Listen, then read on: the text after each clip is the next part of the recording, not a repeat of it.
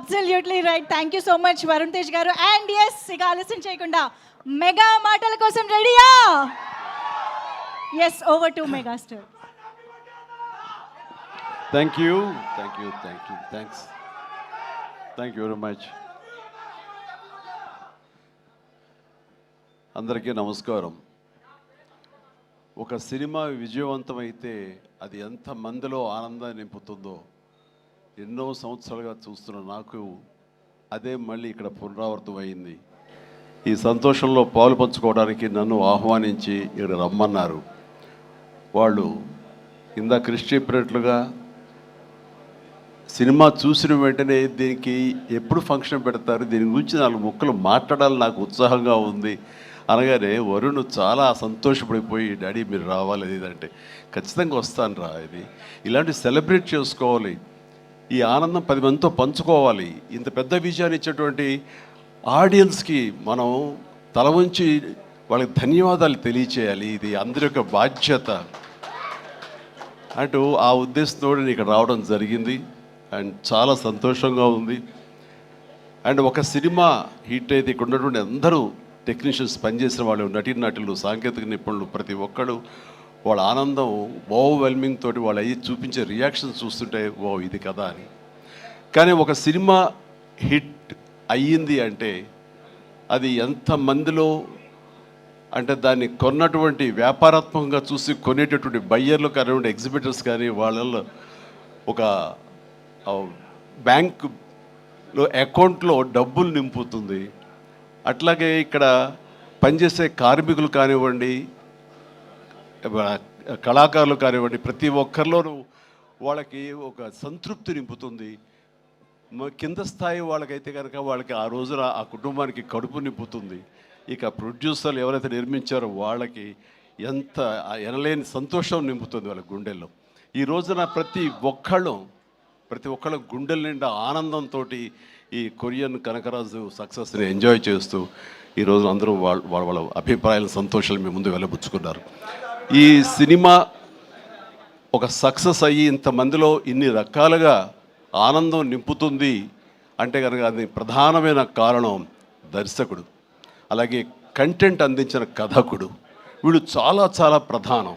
వాళ్ళ బాధ్యత అంతా ఇంత కాదు.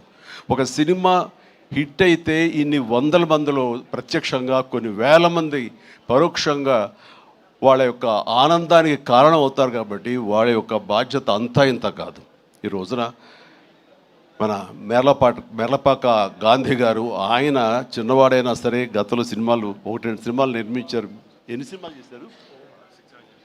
ఓకే, మీరు చేసిన 6 డజన్ పైగా సినిమాలు కొన్ని చూడటం జరిగింది, కానీ అన్నీ చూడలేకపోయాను. But you have wonderful director. And ఇంత ప్లీజ్ సార్, ప్లీజ్ కూర్చోండి, మీరు కూర్చోండి, లేదు వస్తారండి, ప్లీజ్ కమ్ పైకి. సో వీళ్ళ యొక్క ఆలోచన విధానం, వీళ్ళ కంటెంటు, ఇది ఎంత మందికి ఈ రోజున ఉపాధి కల్పించింది, ఎంతమందికి ఆనందాన్ని ఇచ్చింది, ఎంతమందికి అకౌంట్లో బ్యాలెన్స్ వేసింది అనేది నేను చెబుతుంటే దాని బాధ్యత అంతా ఇంత కాదు. వీళ్ళు కేవలం స్టార్ట్ కెమెరా యాక్షన్ ఓకే అని ఒక సినిమా చేసింది, ఓకే నెక్స్ట్ పిక్చర్ ఏంటి అని వెళ్ళటం కాదు. ఇది చాలా బాధ్యతాయుతమైనటువంటి ఒక పోస్ట్ డైరెక్టర్ అనేది. సో ఆ రకంగా పూర్తి స్థాయిలో ఈ సినిమా విజయవంతం అవటం కోసంగా ఎన్ని అడ్డంకులు వచ్చినా సరే, ఎన్ని ఆర్థిక సమస్యలు వచ్చినా సరే, ఎన్ని రకాల వచ్చిన వాటిని అధిగమించి ఒక కాన్ఫిడెన్స్ తోటి, సినిమా మీద నమ్మకంతో సినిమా విజయం ముందుగానే ఊహించి ఈ స్థాయికి తీసుకురావడానికి కారణమైనటువంటి మేర్లపాక గాంధీ గారిని నేను మనస్ఫూర్తిగా అభినందిస్తున్నాను. ఇలాంటి ఈ ఉత్సాహాన్ని, ఈ యొక్క దీన్ని ఫ్యూల్ లాగా చేసుకుని గుండెల నిండా నింపుకొని మరింత ఉత్సాహంగా మీరు ముందుకు వెళ్ళాలని, మరెన్నో హిట్స్ ఇవ్వాలని, పరిశ్రమ ఆ రకంగా మీరు సేవలు అందివ్వాలి. మీరు అంత అభివృద్ధిలోకి వెళుతూ పై స్థాయికి వెళ్ళేందుకు మీరు అన్ని రకాల కృషి చేయాలి. దానికి మీ కమిట్మెంటు, మీ కష్టపడే తత్వం అండ్ ప్రొడ్యూసర్ పట్ల బాధ్యత, మీ మీద ఆధారపడే ఎంతోమంది పట్ల మీ యొక్క రెస్పాన్సిబిలిటీ, ఇవన్నీ కూడా మీరు మైండ్లో పెట్టుకుని మంచి కంటెంట్లతోటి సినిమాలు తీయాలని మనస్ఫూర్తిగా ఈ సందర్భంగా నేను చేస్తున్నాను. ఇక ఈ సినిమా సక్సెస్ చూస్తుంటే, ఈ సినిమాని చూస్తుంటే మాత్రం చాలాసార్లు డైరెక్టర్ ఒక వైవిధ్యమైనటువంటి కథ అనుకుని దాన్ని తెరకెక్కించడంలో ఒక చిన్న ఎక్స్పెరిమెంట్ చేసి అనుకోవచ్చు. అండ్ హారర్ కామెడీ అనేది చాలా వచ్చినాయి, గతంలో కూడా వచ్చినాయి. కానీ దీంట్లో ఒక ఫ్లేవర్, కొరియన్ ఫ్లేవర్ పెట్టడం అనేది వండర్ఫుల్ థాట్ అది. ఇప్పుడు ప్రతి వాళ్ళు కే పాప్ అని, కే డ్రామా అని, మన కొరియన్ సినిమాలని వాటి ఒక దీంట్లో మన ఓటీటీలో వాళ్ళందరూ చూస్తూ కొరియన్ పట్ల ఒక రకమైన మక్కువ పెంచుకున్నారు యూత్. అలాంటిది మన సినిమాల్లో మెర్జ్ చేస్తే కనుక ఆ రిజల్ట్ వేరు, ఆ ఇది వేరు అన్ని ఆ థాట్ రావడమే ఇంత పెద్ద సక్సెస్కి, ఇంత పెద్ద బ్లాక్ బస్టర్ అవ్వడానికి ప్రధానమైన కారణం. దానికి మనస్ఫూర్తిగా సభాముఖంగా నేను గాంధీని అభినందిస్తున్నాను. అండ్ ఈ సినిమాలో ఇంత రసవత్తరంగా సాగింది, ఇంత కమర్షియల్గా ఇంతమందిని ఆకట్టుకోగలిగింది అంటే ప్రధానంగా వరుణ్ తేజ్ ఇక్కడ నేను ఏది మాట్లాడిన ఒక బిడ్డగా కాదు, ఒక వైవిధ్యం వెల్కమ్ చేసి కేవలం ఒక సేఫ్ జోన్ కాకుండా రిస్క్ అయితే అయ్యింది, నేను అందరిలాగా కాకుండా వెరైటీగా వెళ్తూ ఉండాలంటూ ఆ కోరిక మేరకు, ఆ యొక్క జిజ్ఞాస మేరకు క్రిస్ గారి ఆయన కంచె నుంచి చేసిన, అంతకుముందు ఆ సినిమా ఫస్ట్ సినిమా ముకుందా చేసిన, ఒక్కొక్క సినిమా అలాగే స్పేస్ నేపథ్యంలో అంతరిక్షం చేసిన, ఇలా ప్రతి సినిమా చూస్తుంటే ఒక్క సినిమాలో కనిపించడం మరో సినిమాలో కనిపించలేదు. ఇప్పుడు మనం అందరూ ఏవి చూసాము, డిఫరెంట్ గెటప్స్ తోటి వెళుతూ ఆ చేసిన ఆ కొన్ని సినిమాలు కూడా వైవిధ్యం చూపిస్తూ ముందుకు వెళ్తున్నాడు అని అంటే కనుక అతను ఒక ఆర్టిస్ట్గా నిలబడాలని తప్ప కమర్షియల్గా గబగబా సినిమాలు చేసేసి 4 డబ్బులు చేసేసుకోవాలి, నేను స్టార్గా ఎదిగిపోవాలి అనే ఆ తాపత్రయం కంటే కూడా ఒక నటుడుగా ఆచితూచి అడుగులు వేస్తూ, అలాగే కథ సెలక్షన్లో కూడా అతను అంత కరెక్ట్గా వెళుతున్నాడంటే కనుక అతని ఆలోచన విధానం బాగుంది, అతను ఎంచుకునే జోనర్స్ బాగున్నాయి. వాటి కోసం లేట్ అయినా పర్వాలేదు, అందులో కొన్ని విజయవంతం అవుతాయి, మరికొన్ని అపజయానికి అవ్వచ్చు. కానీ నీ వరకు నువ్వు మాత్రం నువ్వు తీసుకున్న ఆలోచన విధానంలో కానీ, నువ్వు ఎన్నుకున్న క్యారెక్టర్స్ కానీ, అందులో నువ్వు పోర్ట్రే చేసిన విధానం కానీ, నువ్వు అందులో చూపించిన నటన కానీ, నీ వరకు నువ్వు ఎప్పుడూ ఫెయిల్ అవ్వలేదు. ప్రతి సినిమాకు నువ్వు విజయం సాధిస్తూనే ఉన్నావు. ఆ సినిమా కొంచెం వెనకంజ వేసిందంటే ఆ తప్పు నీది అవ్వదు. కాబట్టి వరుణ్ ఇదే ధైర్యంతో, ఇదే కాన్ఫిడెన్స్ తోటి ముందుకు వెళుతూ ఉండు. ఒక వెర్సటైల్ యాక్టర్గా నువ్వు ఇక్కడ ఈ స్థానం సుస్థిరం చేసుకుంటావు. All the very best. And ముఖ్యంగా ఇక్కడ ఈ సినిమా సక్సెస్ అవ్వడానికి మీ అందరూ కారణమైనా సరే, జస్ట్ చిన్న పర్సనల్గా మాట్లాడుకుంటాను. అండ్ మావాడు ఇది తన సక్సెస్ అనుకుంటున్నాడు, ఇది నీ ఖాతాలో వేసుకోవద్దు వరుణ్, ఇది మన బుడ్డోడు వాయువు తేజ్ ఖాతాలో వేయి. నీ లక్కీ చామ్ వాడు. చూసావు, నువ్వు ఇందాక అన్నావు 7 సంవత్సరాలు బట్టి సరైన హిట్ ఇవ్వలేకపోయాను అనుకున్నావు సేవ, మీరు ఇప్పుడు ఎందుకు ఇచ్చారంటావు? అది తేడా. కాబట్టి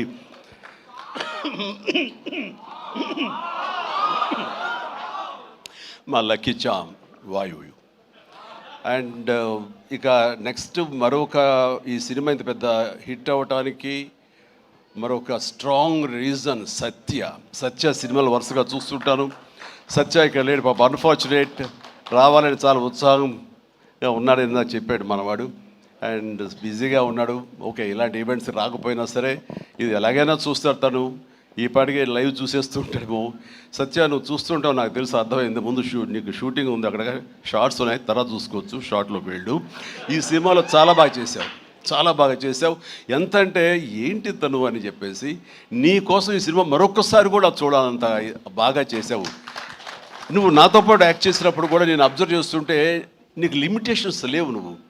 అండ్ ఆ క్యారెక్టర్ పరంగా నువ్వు ఆ హద్దులు లేకుండా నీ మనసుకు ఏది అనిపిస్తే నీకున్నటువంటి ఆ మిమిక్ టాలెంట్ తోటి దీన్ని అల్లుకుంటూ వెళ్ళిపోతుంటావు, కొత్తగా చేయడానికి ప్రయత్నం చేస్తుంటావు.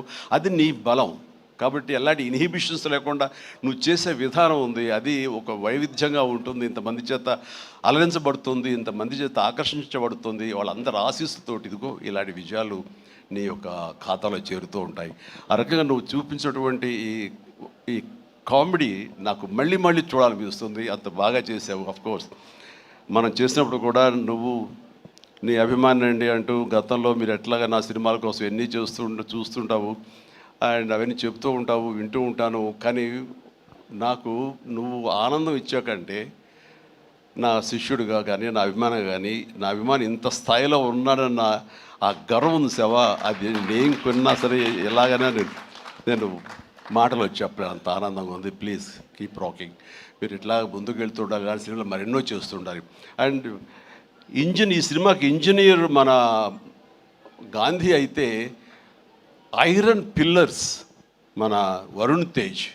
ఈ ఐరన్ పిల్లర్ నిలబడి ఒక కన్స్ట్రక్టివ్గా ఒక కన్స్ట్రక్షన్ ఉండాలి అంటే కనుక ఆ కాంక్రీట్ ఈ రోజున సత్యాన్ని నా విశ్వాసం, నాకు అలా అనిపిస్తుంది. So the wonderful combination. ఆయన డిజైన్ చేసాడు, పిల్లర్ లాగా నిలబడ్డాడు, ఐరన్ స్ట్రక్చర్ లాగా. ఆ ఐరన్ స్ట్రక్చర్కి అందంగా ఓ రూపం కల్పించి ఇదిగో ఈ కనకరాజు, కొరియన్ కనకరాజు అనేందుకు కాంక్రీట్ లాగా నిలబెట్టి స్ట్రాంగ్ వాల్ లాగా చేయగలిగాడు. దానికి సత్య ప్రధానమైన కారణం అయితే, దానికి మరి వాళ్ళకి రంగులు అందాలు కావాలి కాబట్టి ఆ అందాలు అది ఇచ్చింది Ritika. Ritika, you day fantastic job. And నీ గ్లామరు అది చూస్తుంటే వావ్ అనిపించింది నాకు. ఆ వావ్ ఇక్కడ వాడాలంటే మీరు ఇందాక నుంచి హింట్ ఇస్తారంట. తను నిజంగానే వావ్ చాలా బాగుంది. అది కొరియన్ దీంట్లోని హుషారు కానీ ఇవన్నీ ఎక్సలెంట్ అమ్మా. తర్వాత ఇక మన ఇతర ఆర్టిస్టులు పోలిస్తే కనుక నాకు మన ఉనికిదాకా ఉన్నారా, వెళ్ళిపోయారు ఆయన, మురళీధరన్ గౌడ్ గారు. ఓకే, ఆయన ఎక్సలెంట్, ఆయన కూడా మంచి ఆర్టిస్ట్. ఆయన సినిమాలు చూస్తుంటాం, ఎంత సహజంగా చేస్తుంటారో వారు కూడా ఇందులో కామెడీకి ఉపయోగపడ్డారు. అండ్ ఈ సినిమా విలేజ్ నుంచి ఇక్కడి నుంచి ఇండియా నుంచి ఫారిన్ వెళ్ళిన తర్వాత చూస్తుంటే ఒక కొరియన్ ఫిల్మ్ చూసినట్లే ఉంది, అంత బాగా ఉంది. దీనికి చాలా ఖర్చు అయి ఉంటుంది కదా అనుకున్న తర్వాత నేను ఎంక్వైరీ చేస్తే చాలా బడ్జెట్, చాలా లిమిట్ తోటి, బడ్జెట్ కన్స్ట్రైన్ తోటి, వాటితోటి కూడా ఆయన అది చేయగలిగి ఆ ఫీలింగ్ ఇవ్వగలిగాడంటే నాకు చాలామంది ఈ ఒక్క విషయంలో మనం నేర్చుకోవాలి. అంటే ఖర్చు పెడితేనే అది కనపడుతుంది తెర మీద అనే భావంతో కాదు, నువ్వు ఇక్కడ అనుకోవాలి, నీ మైండ్లో అనుకోవాలి, ఈ విజువల్స్ మీద నీకు ఉండాలి, ఎడిటింగ్ సెన్స్ ఉండగలగాలి, డైరెక్టర్కి ఉండగలిగితే కనుక ఇలా రావాలి అంటే ఏమేం చేయాలని నువ్వు ఎక్సర్సైజ్ చేసుకుంటే కనుక అండ్ అవి ఇక్కడే సాధ్యపడుతుంది. ఈ రోజునటువంటి ఈ విఎఫ్ఎక్స్లో కానివ్వండి, మనకున్న టెక్నికల్ ఎక్సెస్తో కానివ్వండి, మనకి ఇచ్చిన ఆర్ట్ వాళ్ళ సపోర్ట్తో కానివ్వండి, చాలా చేయొచ్చు. కాస్ట్ ఎఫెక్టివ్ తోటి చాలా బాగా చేయొచ్చు. ఈ సినిమా అందరూ ఊహించినట్టుగా అంత రిచ్ సినిమాగా ఉంది కదా, కొరియా వెళ్ళిపోయి చేస్తారంటే అది అంత అవ్వాల్సినంత ఖర్చు అవ్వకుండా లిమిట్లో చేయగలిగాడంటే తన ప్లానింగ్, తన భయం, భక్తి, ప్రొడ్యూసర్లు బతకాలి, మనతో పాటు ప్రొడ్యూసర్లు 4 డబ్బులు చేసుకోవాలి, అంతేగాని ప్రొడ్యూసర్ని నలిపేసేసి వాళ్ళు స్క్వీజ్ చేసేసి సినిమాలు చూపించి తద్వారా తన పేరు తను కనిపించాలనే ప్రయత్నం చేయకుండా ఆ రకంగా తను ఈ సినిమాని చేశాడు. ఇది ఒక బెస్ట్ ఎగ్జాంపుల్గా నేను అనుకుంటున్నాను as for as the director is concern, film making is concern. And days కూడా తక్కువలో చేయగలిగారు. మీరు ఫస్ట్ సక్సెస్ ఇప్పుడు ఈ సినిమా హిట్ అయిన తర్వాత ప్రేక్షకులకు వెళ్ళిన తర్వాత వాళ్ళు అందించిన విజయాన్ని మన విజయంగా కాదు, బిఫోర్ రిలీజ్ ఇట్ సెల్ఫ్ మీరు సక్సెస్ సాధించారు. దీన్ని బడ్జెట్ పరంగా అయితే కానీ లిమిటెడ్ టైంతో మీరు చేయటం కానీ దానికి నిజంగా మనస్ఫూర్తిగా అభినందిస్తున్నారు.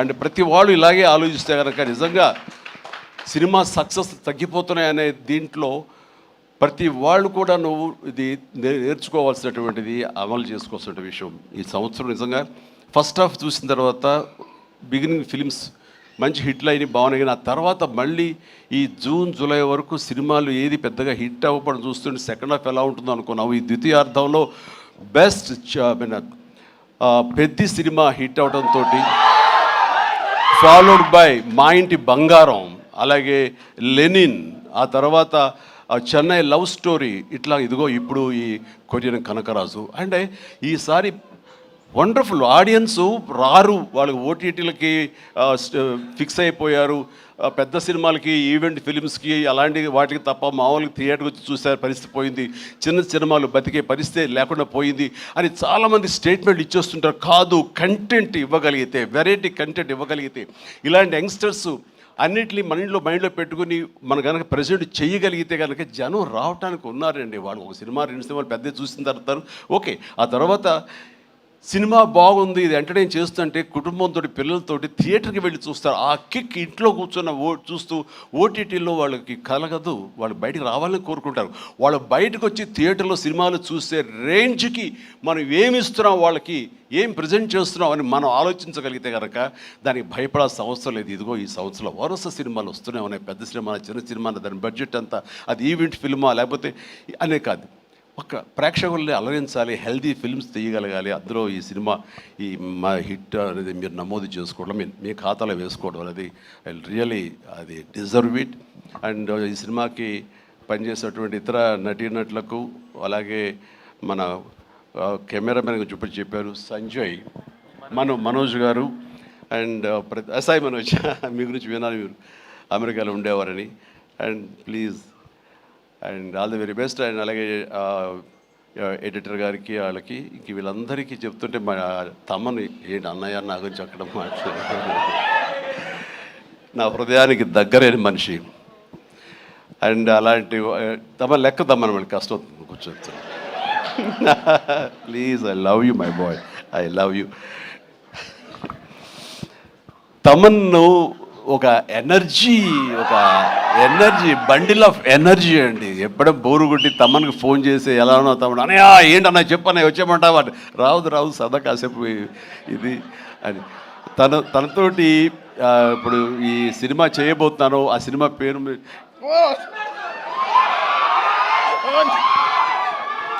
చెప్పలేదు, చాలా హోల్డ్ చేసుకుంటున్నాను. కొంచెం కూడా వద్దంటవా, ఫస్ట్ లెటర్ ఫంక్షన్కి వచ్చే ముందరే బాబీ చెప్పి మరి పంపించాడు, నేను జాగ్రత్త చూసుకోండి. ఓకే, వాళ్ళకి హింట్ ఉన్నప్పుడు ఆపుకోలేకపోతున్నాను, బలవంతంగా ఆపుతున్నాడు చెప్తాను. Okay, all right. అండ్ ఇందాక డైరెక్టర్ గారు అన్నట్లుగా మేము ఒక బొమ్మను తయారు చేసావు, దానికి ప్రాణం పోసావు నువ్వు అని. నిజంగా ప్రాణ ప్రతిష్ఠ చేసేటటువంటి అద్భుతమైనటువంటి ఒక టెక్నీషియన్ మనం తమన్.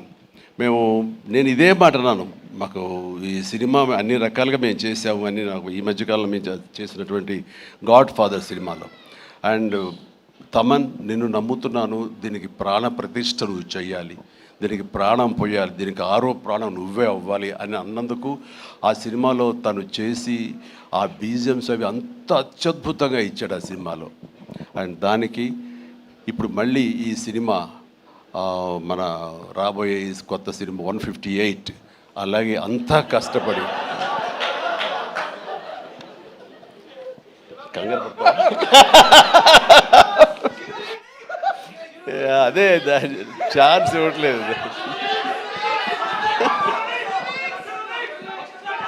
దానికి ఇప్పుడు టీజర్ రాబోతుంది నా బర్త్డే సందర్భంగా. దానికి ఇది ఆపలేవు నువ్వు, ఇంకా ఏమి చెప్పకుండా అంటే కష్టం అవుతుంది, ఇంకా చిరాకు తెప్పిస్తారు ఎంత. సో ద టీజర్ అనేది కొల్లి బాబీ చాలా అద్భుతంగా కట్ చేసినాడు. దానికి తను ఇస్తున్న బీజిఎమ్స్ అనేది అదొక లెవెల్లో ఉంటుంది. ఖచ్చితంగా మీరు ఆ రోజున మీరు వెయిట్ చేయండి, ఆ సినిమా ఆ ట్రైలర్ ఎంజాయ్ చేస్తూ తద్వారా మీరు బాగుంది అంటే అదే మీరు నాకు ఇచ్చే బర్త్డే విషెస్. తమన్ మనస్ఫూర్తిగా ఈ సినిమాలో నీ వర్క్ గురించి ప్రత్యేకంగా చెప్పక్కర్లేదు, అత్యద్భుతంగా చేసావు, ప్రతిదీ బాగుంది. అండ్ కొన్ని ఎలివేషన్స్ నువ్వు ఇచ్చినప్పుడు అంతా ఇంతగా తను ఒక సాదాసీదా ఒక విలేజ్ బాయ్ నుంచి వాడు ట్రాన్స్ఫార్మ్ అయ్యి ఒక కొరియన్ వాడు ఆవహించిన తర్వాత తన స్వాగ్, తన బడి తీసుకోవడం, తన సిగార్ కాల్చడం, ఇవన్నీ చూస్తున్నప్పుడు వెనకాల నువ్వు కనపడుతున్నావు సైమల్టేనియస్గా. అండ్ అత్యద్భుతం, ఇద్దరు పోటాపోటీ పడి మీరు కనిపించిన తీరు, ఆ సీన్ను అత్యద్భుతంగా మేము ఎంజాయ్ చేస్తుంది మాత్రం hats off and really appreciate. ఇక ఎవరి గురించి మర్చిపోయింది క్షమించండి. ప్రతి ఒక్కరికి నా హృదయపూర్వక అభినందనలు. మీరందరూ ఎక్సలెంట్గా చేశారు, కాసర్ల గారు అలాగే బాయ్ మీరు కూడా. అండ్ అఫ్కోర్స్ మీ గురించి ఇప్పుడే యూసఫ్ గారండి, దావూద్ గారు, అండ్ మీరు కూడా వెనక స్క్రీన్ ప్లేలో మీ యొక్క పాత్ర ఉందని విన్నారు. అట్లాగే ఎవరు ఇందాక నుంచి హాసిని తర్వాత ఐశ్వర్య అంటారు. మీరు ఎవరో తెలియదమ్మా, కానీ ఇది అందరూ మీ గురించి మాట్లాడుతున్నారు. మీ ప్రత్యేకత ఏంటో నేను కాస్ట్యూమ్స్ డిజైనర్. ఓ సారీ, ఓకే, మా ప్రొడ్యూసర్ వైఫ్. ఓకే, సో మీకు కూడా నా కంగ్రాచులేషన్స్. ఈ రోజున క్రేష్ మీరు ముందు నుంచి కూడా మీరు రాజీవ్ రెడ్డి గారి కాంబినేషన్లో మీరు సంస్థ పెట్టడం ఏంటి, దాంట్లో మీరు సినిమాలు తీయటం, మీకు నచ్చింది సినిమా ఎంత పెద్ద హిట్ అయింది ఏంటి అనేది కాదు, సినిమాలు చేస్తూ ఉండాలి, మా ప్యాషన్ ఏంటో మీకు తెలుస్తుంది. బట్ ఈ నేపథ్యంలో మీరు అట్లా ధైర్యంతో మీరు ముందుకు అలా వెళుతూ ఉన్న ఈ ప్రయత్నంలో హిట్ అనేది ఇన్విటబుల్, అది ఈ రోజున ప్రూవ్ అయింది. అండ్ నిర్మాతగా రాజీవ్ రెడ్డి గారికి అండ్ ఆయన ఫ్రెండు కో ప్రొడ్యూసర్గా నీకు, అలాగే మరొక ప్రొడ్యూసర్స్గా ఉన్నటువంటి మా కుర్రవాళ్ళు Vicky and UV creations, Vamshi, వీళ్ళందరికీ హృదయపూర్వక అభినందనలు. ఈ సినిమా హిట్ అవ్వడం అనేది ఇంతమందిలో ఆనందం కలిగజేసినందుకు ఈ కారణమైనటువంటి ప్రతి ఒక్కరికి, చిన్న పెద్ద అందరికీ నా హృదయపూర్వక నా సంతోషాన్ని తెలియజేస్తూ నా అభినందనలు తెలియజేస్తున్నాను. ముఖ్యంగా ఇలాంటి సినిమాలు ఆదరించినందుకు మీ ప్రోత్సాహానికి, ఆడియన్స్కి మనస్ఫూర్తిగా thank you so much. I love you all. Thank you sir, thank you very much sir. వేదిక పైన ఉండవలసిందిగా రిక్వెస్ట్ చేస్తూ టీం అందరినీ ఒక్కసారి